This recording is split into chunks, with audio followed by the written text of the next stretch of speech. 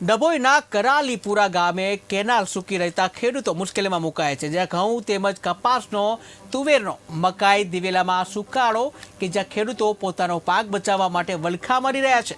કેનાલમાં પાણી ન છોડવાથી પાકો પણ સુકાઈ જવાની સ્થિતિમાં, જ્યાં અધિકારીને વારંવાર રજૂઆતો કરવામાં આવ્યા હોવા છતાં પણ કામગીરી કરવામાં આવી નહીં। ગોજાલી માઇનર કેનાલથી પાણી અમને મળી નથી રહ્યું। કેટલાય સમયથી પાણી મળ્યું નથી। અમારા પાકને નુકસાન છે।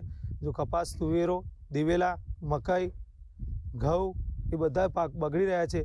તો વહેલી તકે પાણી આવે તો સરકારશ્રીને, સાહેબોને અમે જણાવી પણ તોય છતાં પાણી છોડાતું નથી અને 2500-3000 હેક્ટરમાં પાણી મળ્યું જ નથી અમને। કરાલીપુરા, પછી નારણપુરા, કરાલી અને ગોજાલી પાણી મળ્યું જ નથી। કરાલીને તો બિલકુલ નથી, અહીં તો સજઈ નથી આવી, થોડુંક પણ નથી મળ્યું।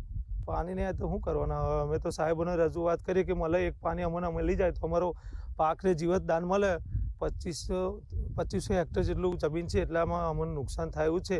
અને કપાસ ખાસ તો ઘઉં, શિયાળાનું ખેતી ઘઉં, મકાઈ, દિવેલા, તુવેર એ બધા બગડશે તો પાણી નહીં મળે તો।